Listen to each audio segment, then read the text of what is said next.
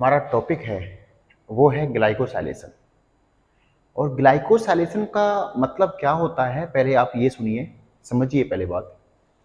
Glycosylation सबसे पहले important role ये है कि जो इंडोप्लाज्मिक रेटिकुलम होता है उसका जो ल्यूमन होता है वहां पर ग्लाइकोसाइलेशन होता है। इंडोप्लाज्मिक रेटिकुलम का जो ल्यूमन होता है वहां पर ग्लाइकोसाइलेशन होता है। अब ग्लाइकोसाइलेशन किस पर होता है ये भी इंपॉर्टेंट क्वेश्चन है। तो जो प्रोटीन साइटोप्लाज्म से आती है ईआर के ल्यूमन में, इट मींस ये ईआर है और ये ईआर का ल्यूमन है। ये ईआर का ल्यूमन है, ध्यान रखना।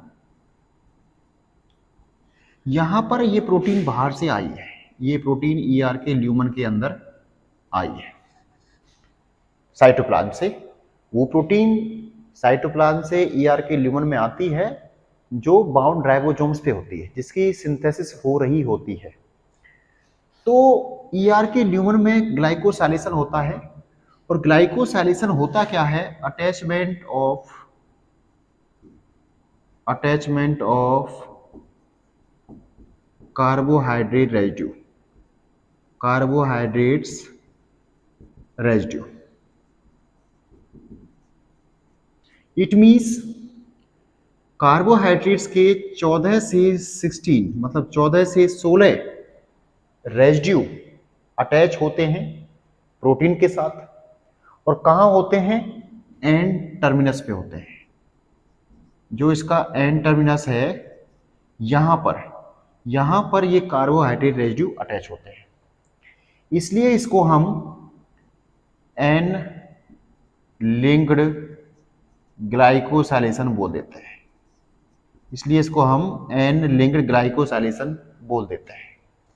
अब जो ये 14 से 16 कार्बोहाइड्रेट रेजिड्यू अटैच हुए हैं, इसमें 3 मॉलिक्यूल्स अप्रोक्स 1-2 नीचे ऊपर हो सकता है ग्लूकोज होते हैं, 2 मॉलिक्यूल्स ग्लाइकोज अमाइन के होते हैं और 9 मॉलिक्यूल्स मेनोज के होते हैं।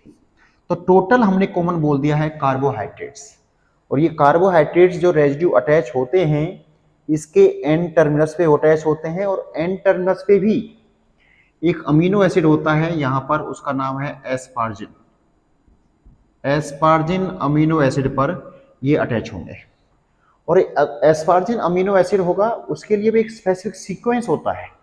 सीक्वेंस कौन सा है, asparagine X serine threonine, asparagine X serine threonine, asparagine X serine threonine.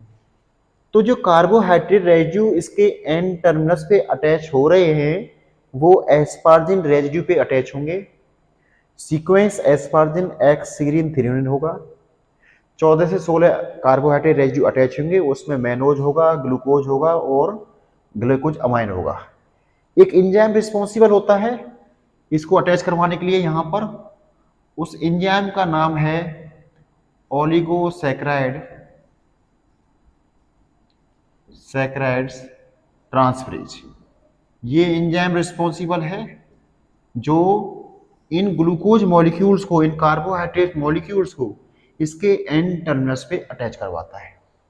अब क्वेश्चन ये आता है कि ये कार्बोहाइड्रेट्स सिंथेसिस कहाँ होती है। तो इस ईआर की मेम्ब्रेन पर एक डोलिकॉल लिपिड होता है, डोलिकॉल। इस डोलिकॉल पर इस कार्बोहाइड्रेट्स की सिंथेसिस होती है। कहाँ पाया जाता है डोलिकॉल, इसकी मेम्ब्रेन पे पाया जाता है, मेम्ब्रेन पर। तो मेम्ब्रेन के ऊपर जो डोलिकॉल पाया जाता है उस पर कार्बोहाइड्रेट्स अटैच होता है, कार्बोहाइड्रेट्स अटैच होता है। तो सीधी सीधी बात ये हुई, ये एक प्रोटीन है, इसका एन टर्मिनस है, यहाँ पर 14 से 16 कार्बोहाइड्रेट्स अटैच होंगे। जो अटैच होंगे उनमें मेनोज होगा, ग्लूकोज होगा, ग्लाइकोज अमाइन होगा।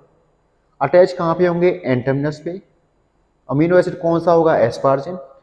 सीक्वेंस क्या होगा, एस्पार्जिन एक्स सीरीन थ्रियोनिन। और एंजाइम कौन सा होगा, ओलिगोसैकेराइड ट्रांसफरेज। इसलिए इसको हम एन लिंक्ड ग्लाइकोसाइलेशन बोलते हैं। एक दूसरा होता है O linked glycosylation. O linked glycosylation, O linked glycosylation होता है। ये होता है कहाँ पे? गोल्गी बॉडीज में। कहाँ होता है? गोल्गी बॉडीज में। और गोल्गी बॉडीज का भी कौन सा फेस होता है? Cis face. और सिस फेस के अंदर भी कौन सा होता है? सिस सिस्टरने के अंदर प्रेजेंट होगा। सिस सिस्टरने के अंदर ओ लिंक्ड ग्लाइकोसाइलेशन होता है। ये प्रोटीन है, ये आपकी यहां पर पहुंच चुकी है सिस सिस्टरने के अंदर। इसके सी टर्मिनल पे, कहां पर? सी टर्मिनल पे इस प्रोटीन पर क्या होंगे? 3 से 4 कार्बोहाइड्रेट रेजिड्यू अटैच होंगे। कार्बोहाइड्रेट रेजिड्यू अटैच होंगे, ध्यान रखना। और जो 3 से 4 हुए हैं वो कहाँ होंगे? वो होंगे सीरीन और थ्रेओनिन पे। यहाँ पर सीरीन और थ्रेओनिन अमीनो एसिड होंगे, उनके ऊपर, उसके ऊपर ये ओ लिंक्ड ग्लाइकोसाइलेशन होता है, जो कि कहाँ होता है? गोल्गी बॉडीज में। गोल्गी बॉडीज के सिस फेस में, और सिस फेस के भी सिस सिस्टरनी फेज के अंदर ही पाया जाता है। तो ये क्या है? ग्लाइकोसाइलेशन है। अगर इसकी बात करें इंपोर्टेंस की, इसकी इंपोर्टेंस क्या है? तो ग्लाइकोसाइलेशन की इंपोर्टेंस, 4 इंपोर्टेंस हैं।